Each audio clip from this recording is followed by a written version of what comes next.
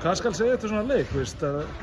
Eru þið stórir í ykkur eða hvernig líður mann svona eftir svona slátrun á heimavelli? Bara fyrst og fremst ánægður að verja heimavöllin. Það var planið og að koma hérna og sækja sigurinn. Mér fannst við gera vel þegar við vorum komnir með forystuna, ekki að reyna að verja hana og vorum bara sterkir varnarlega. Heilt yfir allan leikinn og gáðum bara í sem var mjög jákvætt. Já, það hafa náttúrulega allir verið að spyrja þetta. 9 stiga sókn hjá þér. Hvað skal segja? Þeir ekkert tíma að sé svona að gerast áður?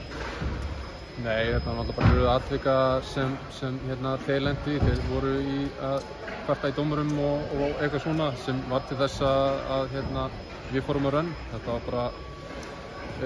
bara kærkomið og mikilvægt að setja þessi vítu ofan í sem bara til þess að auka forystuna og svo bara fá boltan aftur og setjum boltan aftur í það. Þetta var bara mjög dýrmætar mínútur hana, mjög svo.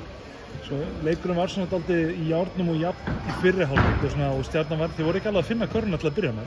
Hvað svona voru að ræða í hálfleik og hvernig náðuð þið með þessum rosalega slagkrafti í þriðja leik? Já, mér fannst við ræddum það náttúrulega bara að við vorum að fá galopin 3 stiga skot og galopin skot og kannski að minna okkur það bara hausinn upp og sjá boltan fara ofan í körfuna. Það var ekki bara markmið og bara halda áfram. Við vorum að gera vel og vorum að finna.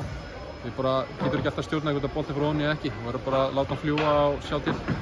Það var staðan bara 1-1, sem að það náttúrulega halda sér alltaf á jörðinni þrátt fyrir svona sigur. Já, mér finnst við hafa gert það vel líka. Ég meina við lentum í slæmu tapi þarna núna í síðasta leik og við höfum verið að gera það vel að bánsa tilbaka og eiga framistur. Þannig að ég er bara mjög vongóður að lappina sé á jörðinni og við náum að recovera og séum bara klárir í síkið. Það er svolítið.